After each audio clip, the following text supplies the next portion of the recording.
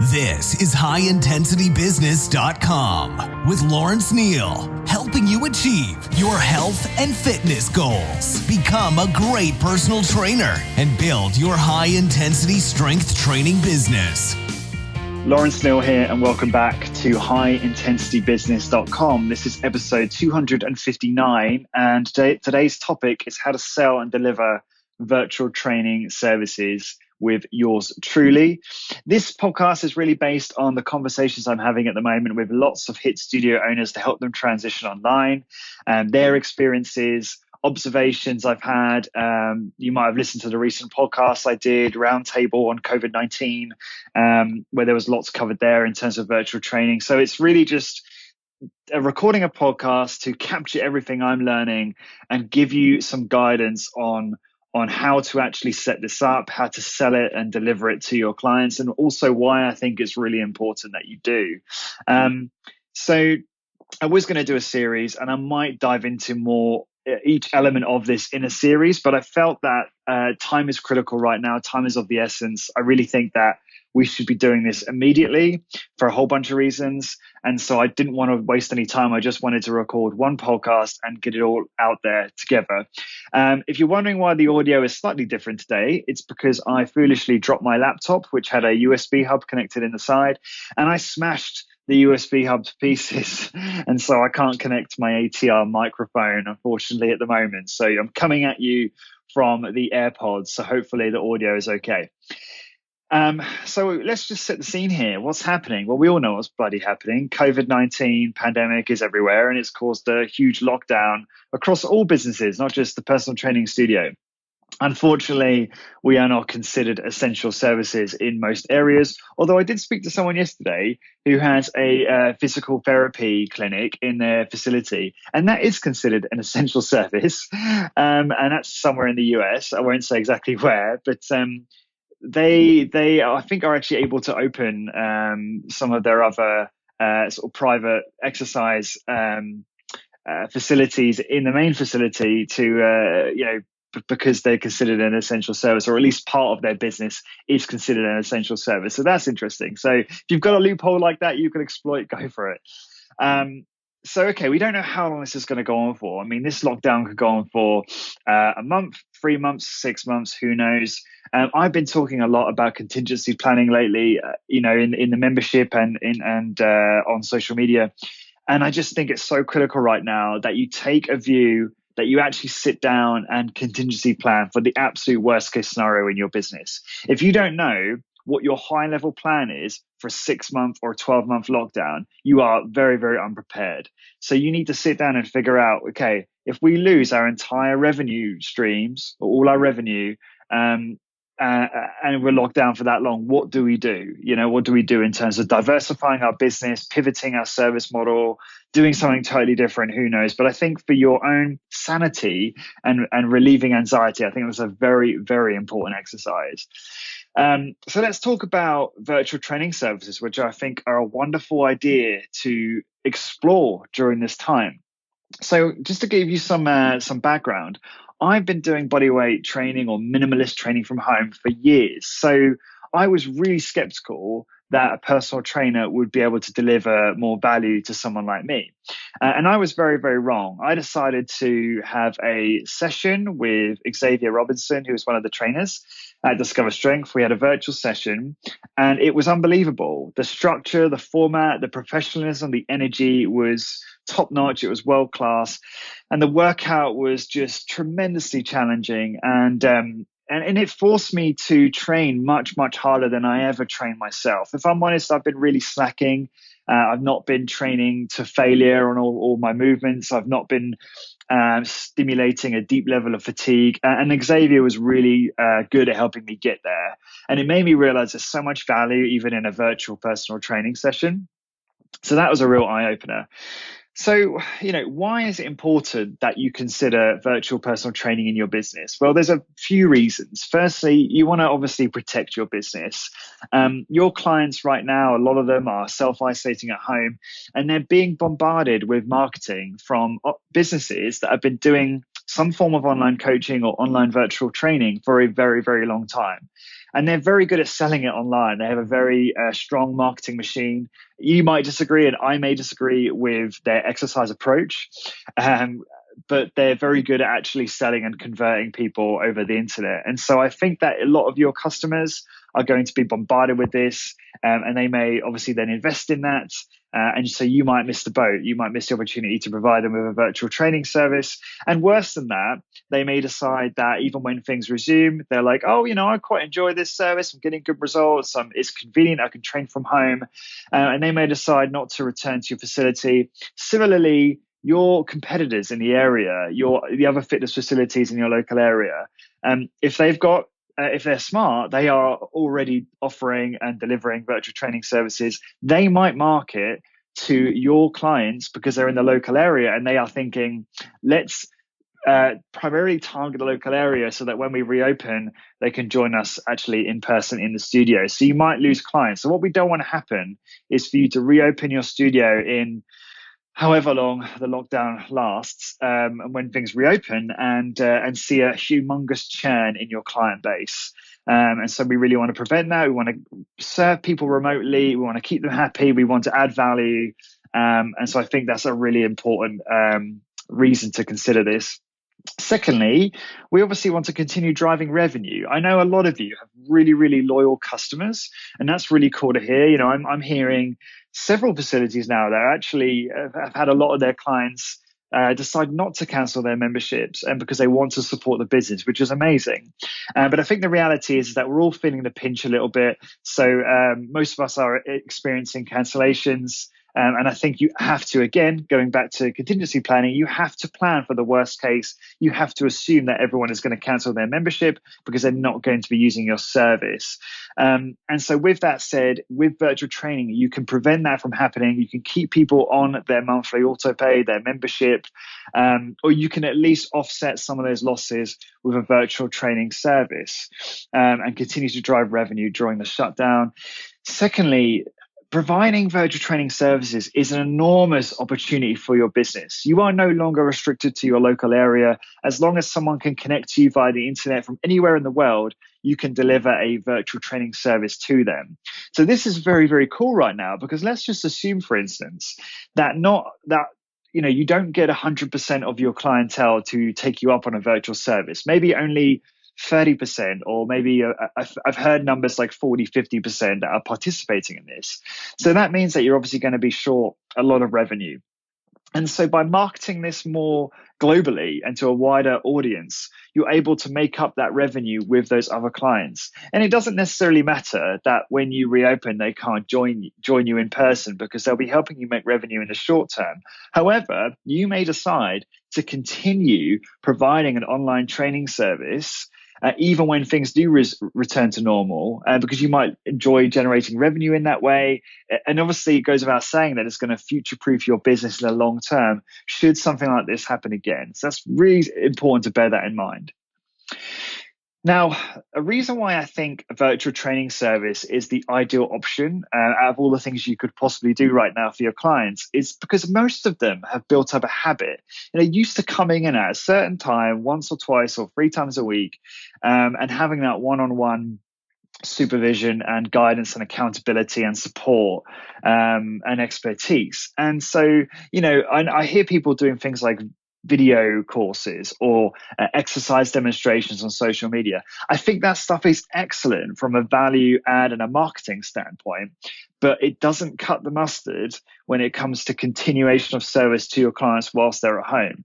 And the reason for that is because having something where they're actually being supervised one-on-one has some urgency and some accountability built into it. If you do a video course, and even if they pay for it, you'll find a very tiny percentage of your clients will actually consume and use that. And if they don't use it, they're not likely to continue paying for it. So that is why I feel like virtual personal training is probably one of your best options, if not your best option right now. And it's why all of the smart, high-intensity training businesses out there are investing in this service. Discover Strength, Inform Fitness, Keys Training, Strength Shop, Smart Strength, Live Oak Strength. all these guys are focusing on this right now. And as I keep saying during this, do it now. Timing is absolutely crucial.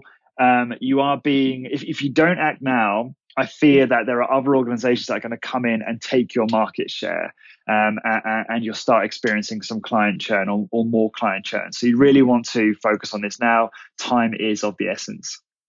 So let's talk about how you actually sell this, which is obviously very important. So I think it starts with the mindset. Recently, we did a roundtable on the podcast, the COVID-19 roundtable with Adam Zickerman, Luke Carlson, Melinda Hughes, and Skylar Tanner. It was absolutely fantastic and incredibly helpful. So I encourage you to check that out. Just go to the blog, highintensitybusiness.com, and you'll see it there. It's one of the recent ones. And Luke made a really good point. He said, before you get into any of the strategy and the tactical, you have to change your mindset as a business. And both him and Adam agreed that their businesses are now virtual personal training companies. That is who they are. And it's really important to confirm that is your new identity, because if you don't, and if you kind of send a message to your clients and to your trainers that, this is just a temporary thing, you're not going to get a full buy-in. Your team aren't going to buy into it, and the effort isn't going to be there. You need to assume that this is your new identity. And so everything you do is focused on that, and you're delivering a very high level of service. And obviously, if you've got trainers who aren't really bought into it, who aren't really invested, they're not going to deliver a great service, and that's not going to result in the type of client retention and sales revenue that you would hope for. And we have no idea when this lockdown is going to end. So again, you really want to operate with the worst case scenario in mind. So that's really important. I know that sounds kind of fluffy and cliche, but I think it's really important that you identify as a virtual personal training company, and then that is congruent across your entire business. And we'll get into specifics now. So how do you actually sell this? Well, I think the more personal, the better. I think it's really ideal to phone, email, and text your clients, whatever format works best for you. Keep the messaging really, really short and sweet, and make sure you frame it with what's in it for them. How can you help them solve a problem right now? How can you help them get amazing results from the comfort of their own home? And just a short message to say, hey, I hope you're okay. Something that shows empathy. I hope you're not too badly affected by the situation. We'd love to help you get amazing results from the comfort of your own home. Would you like to join us with virtual personal training, or something to that effect? And then obviously a link to your training services page, which should be updated so they can very easily with very low friction sign up and schedule for virtual personal training service with you. Another way you can offer this is in a downsell in response to a cancellation, which you might call your reactive retention process. You're probably having people contact you right now to cancel their memberships. And so this is a good opportunity to, again, empathize with the situation, appreciate why they're requesting to cancel, but then offer them this alternative in that response. I say downsell, I would only downsell if there was it's just my personal view, if their reason for cancelling is a financial issue. If they're financially unaffected or not so affected, then I actually think it's best to price this at the same price that you charge for your standard personal training sessions. Again, Adam Zickerman, Luke, Melinda, they're all charging the same fees. They've not reduced their price, probably because they understand that most of the value of what they offer is in the client experience and the results. And they also understand that by pricing it lower, you're devaluing it. And that's not something you want to do. Pricing is a big marketing tool. It's something people forget. They don't realize what pricing says about your product and service. But in the instance where someone is really feeling the pinch, I think it might be, it could be effective to provide a downsell, something that's slightly discounted, and maybe the service should reflect that. That's just my personal thoughts, but I don't think you necessarily have to do that. I think you can keep the pricing the same. And just on that, people will pay. I think there's a lot of skepticism around whether people will pay the same fee for virtual training, but it's been proven at scale across multiple businesses. Someone said to me recently, they think that that won't go on for very long. Maybe they'll be able to do it for a short time, but then people aren't going to be prepared to pay that fee over the long term. And I think that's been proven false. Even before this, I know of businesses that provide online coaching sessions and charge hundreds, if not thousands, every month to coach and train people. So I think the demand is already there. And so I don't see people stopping, relatively high spend in this area. And it comes down to delivering an amazing experience, which, I can really vouch for Xavier at Discover Strength, and I know all their trainers do this. He delivered an incredible experience, and I know would deliver me incredible results over time. And so I think I've got a note here to say that I think you should definitely book a session with Discover Strength, ideally a paid session, to see how they do things and learn from them. Okay, so the next step is to make sure that you've updated your CTAs across your website. CTA stands for call to action. So currently you should have already very clear buttons and call to actions on your homepage that say, book your free workout here, book your consultation here, etc. And so you need to change those CTAs on your homepage to say, book a virtual training session here, or book your free virtual training session. And that should be very clear on your homepage. It should be the main focus.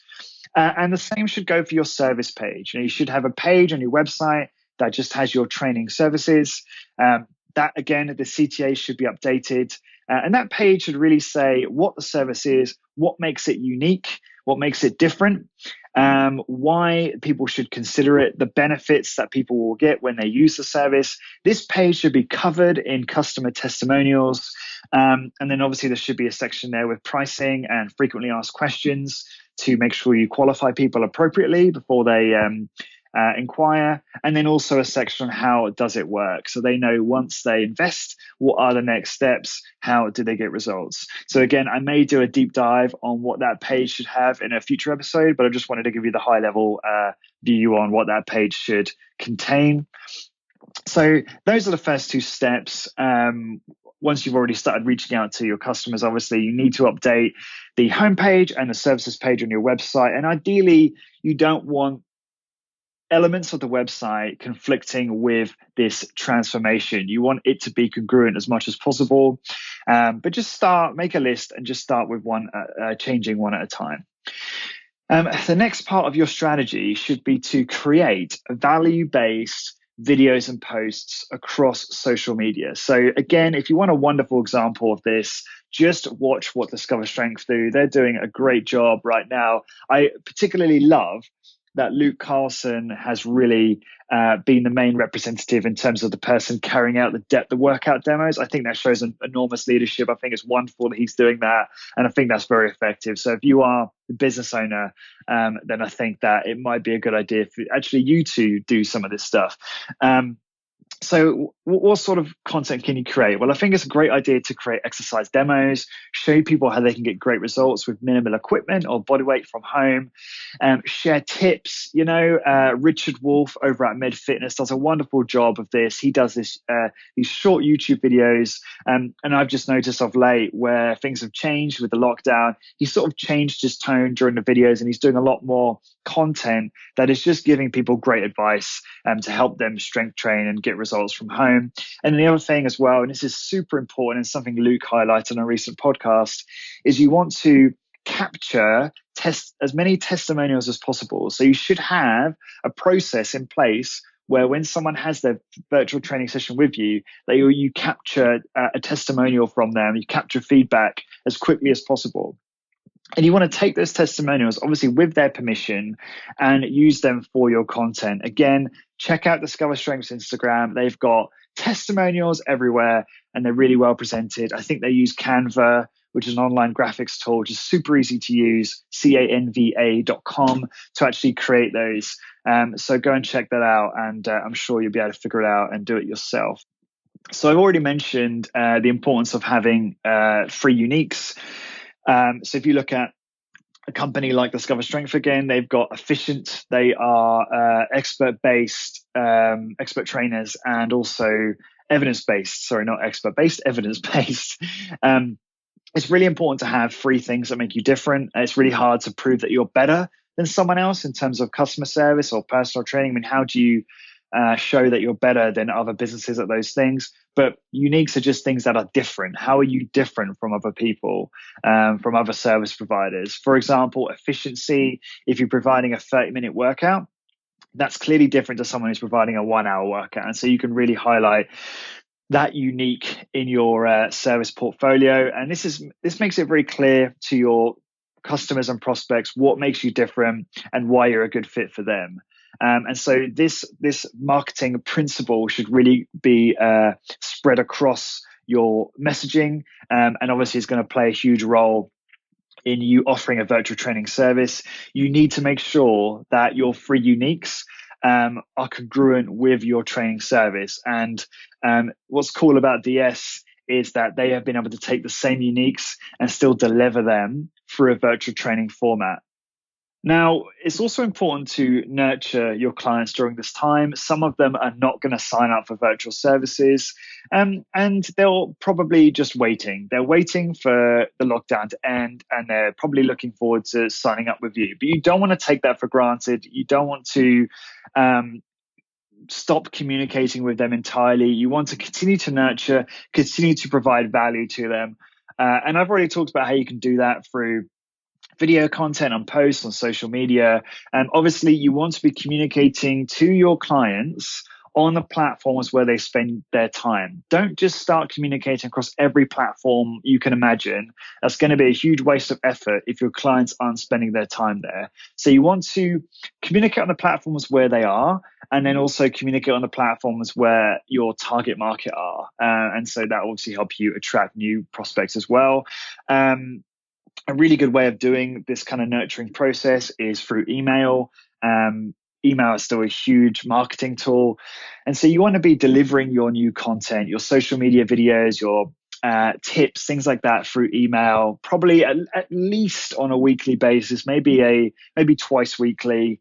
Higher frequency is probably going to be quite effective right now because obviously people are at home. A lot of people are online a lot. They've maybe got plenty more time on their hands. So I would normally advocate a once a week email frequency on average, but I think that you can increase that during this time. And this is a wonderful time to work on the business. As we've been so busy in the business, I think this is a great time to optimize your business. And something that's just so incredibly important and is really best practice, not only in high intensity training, but really across the fitness industry, many industries, is building up your email list. It's really important to capture your client's emails, and continue to communicate with them via email throughout their journey with you. One way you can do this is by adding what's called a lead magnet to your website.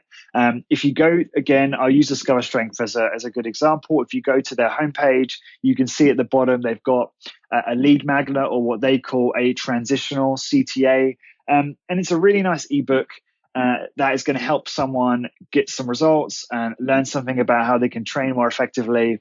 And then obviously in return for giving them that ebook, DS are asking for the email address.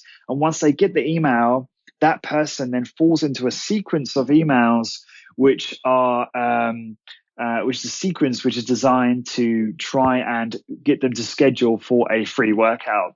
And it's totally automated. So it's a very, very leveraged way of generating more leads for your business and building up that email list. And obviously right now you can serve with virtual training services a wider market. And so by capturing email addresses from anyone who visits your website from anywhere in the world, they could now become a prospect for your virtual training service. So this might be a very effective way to generate leads for this and help you obviously generate more revenue during the shutdown.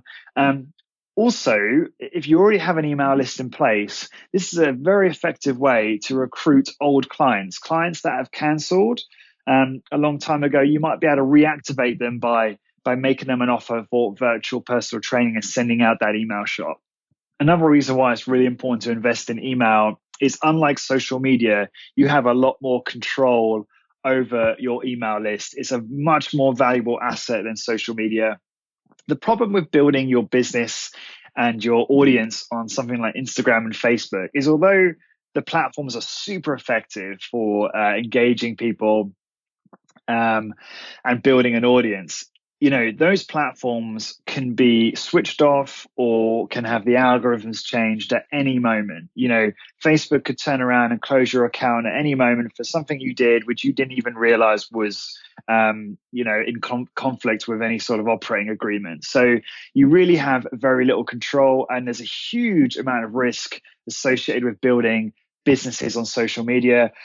I remember an interview with Tim Ferriss where he talked about a friend of his who had this business on Facebook that was doing like $1 million a month or something like that on Facebook. And Tim said, what is it like having a business on Facebook? And he said, it's like having the most successful McDonald's in the world on top of a volcano. So that's a very good way of explaining the risks associated with building businesses on social media. I think they're wonderful tools for marketing, communicating with your audience, driving leads, but they should be an adjunct to what you do, and your main focus should be on building assets that you control. Take email lists. If you use a software like ActiveCampaign or MindBody or fill in the blank, you can capture the email and then you can back up the email list CSV to your own computer or the cloud somewhere, so you always have that asset. And if, for instance, what ActiveCampaign or MindBody or one of these platforms went down, or there was a problem and they kicked you off or what have you, then you could just upload your list to a new provider in the future. So that's why you really want to invest now in building a strong email list for your business. It's one of your most important assets. And people rarely change emails. Someone was saying to me recently, don't people change their email addresses? Is it that useful? I'm like, no. Think about your own email. When's the last time you changed your email address? People keep email addresses for decades. So I don't think that's a big concern. Another way you can nurture your clients during this time is with coupons and gift cards. This is a really nice touch, a sign of goodwill to help people during this financial pinch by providing them some kind of discount, some kind of gift card, which they can either use themselves on their own membership or they can give to a friend or family member. Okay, so let's talk about how you deliver virtual personal training. I know some of you, like me, are real laggards when it comes to tech, and quite intimidated by the idea of setting up a virtual training service. And that's completely understandable. There's a lot of technology out there. It's quite overwhelming. But the best thing to do with this is to keep it as absolutely as simple as possible. A lot of you are working with older demographics, so seniors aren't going to be, that technical anyway. So you want to keep it as simple as possible for them to be able to do in their home. I would recommend you use something like FaceTime or Zoom or Google Hangouts. You ideally want 1 to 3 different solutions you can use as backup, because you'll find that someone can't use Zoom or what have you. And so having a backup is important. And then it's really just a case of getting them to use their smartphone or their computer, their laptop, stand it up about 8 to 15 feet away from them. And then obviously they need a space to be able to do their exercises within. But that is really the very basic guidelines that you need to communicate to your clients to make this work. There will be a PDF in the blog post for this episode, and you'll be able to find that over at episode number 259. And so if you need to refer to that, please do. Again, I think seniors are going to need a basic setup, as I've said. And if you're thinking, how are we going to provide a good workout to these people without all our wonderful machines, which is a good question. I highly recommend you invest in a copy of Project Kratos, which is Drew Bay's ebook. If you just type Project Kratos in Google or go to bay.com, you'll find that book. That book has got a whole ton of exercise progressions, all based on body weight. And there's time static contractions, there's dynamic exercises, there's all sorts, isometrics.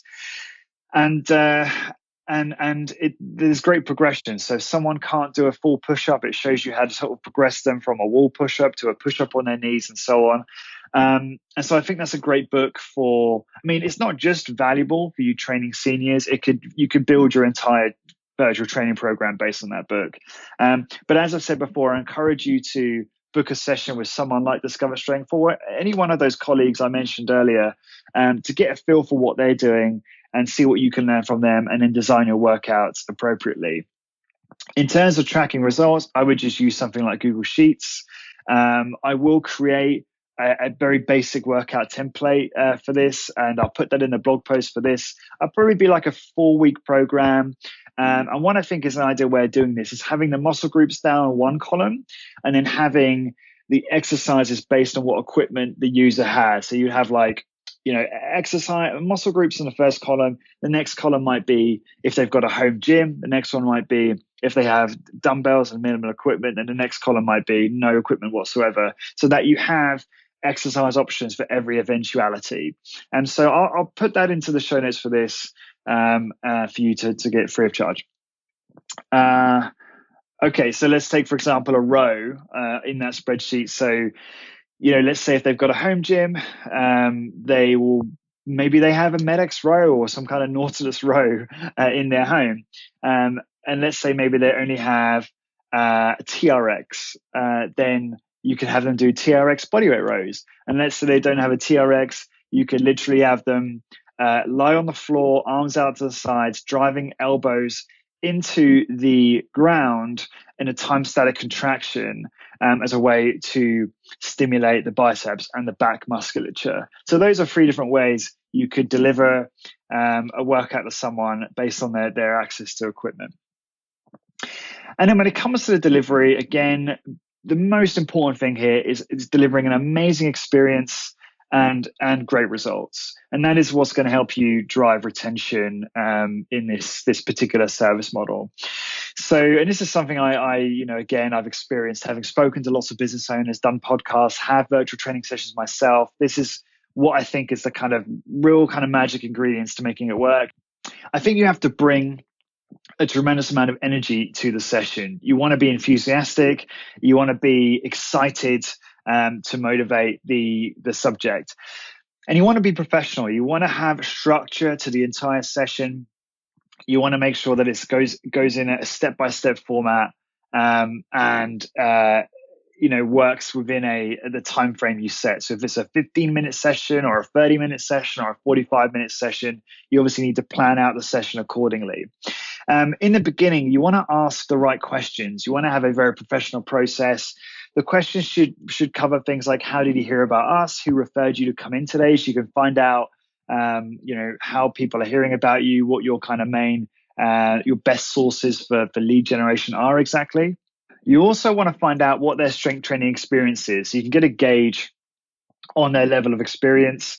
You want to understand what injuries they have. Are there any exercises that they can't do because they've got certain injuries that you'll need to work around?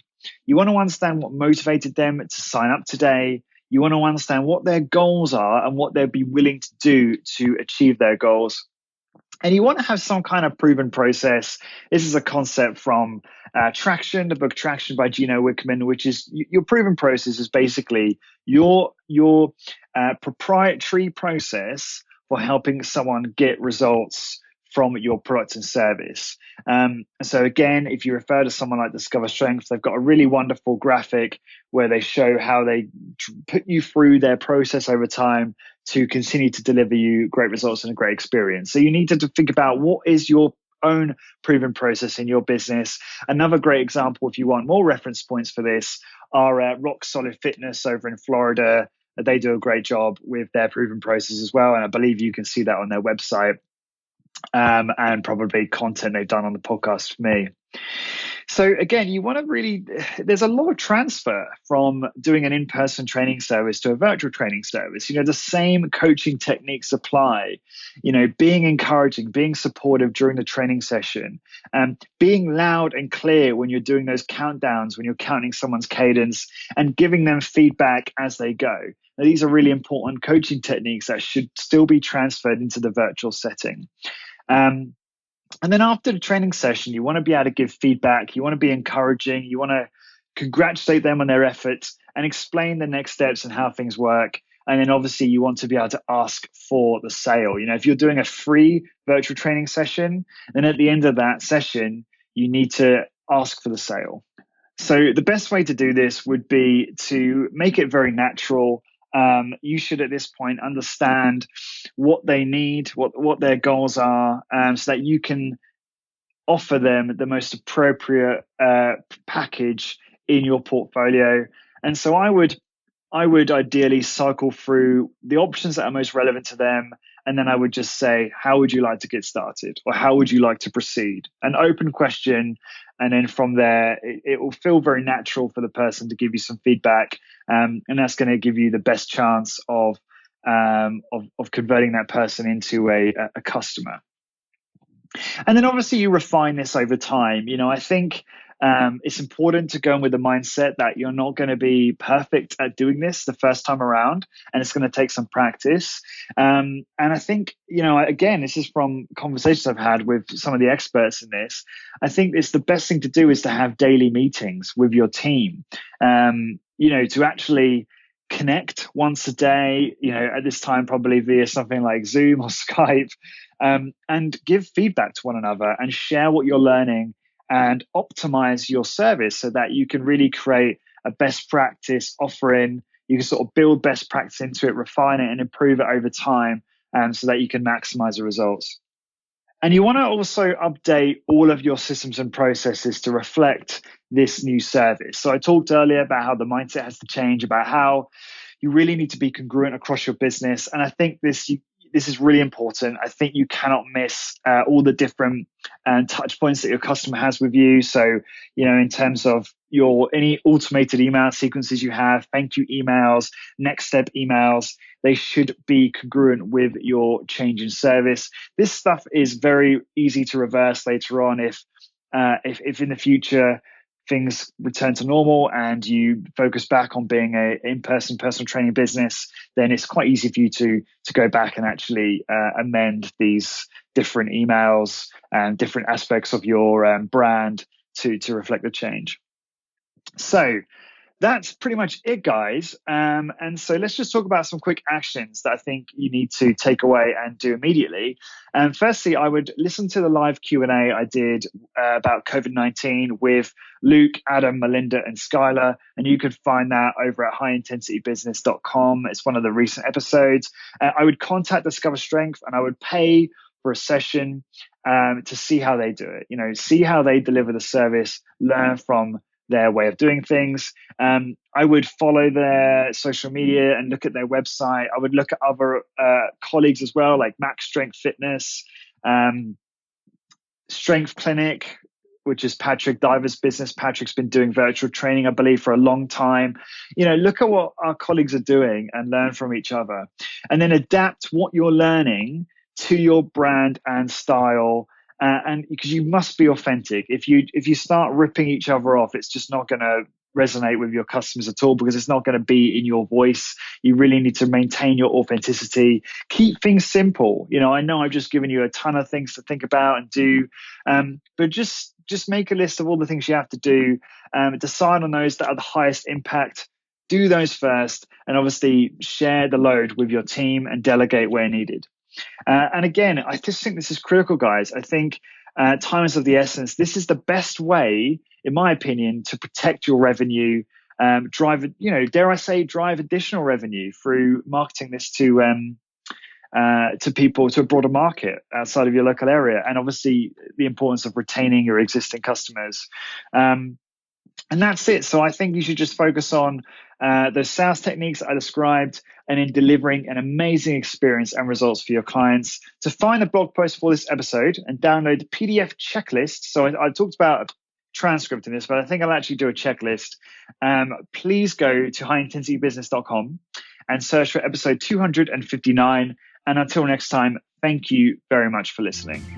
Discover how to achieve your health and fitness goals, become a great personal trainer, and build a successful, high-intensity training business. Check out highintensitybusiness.com. highintensitybusiness.com.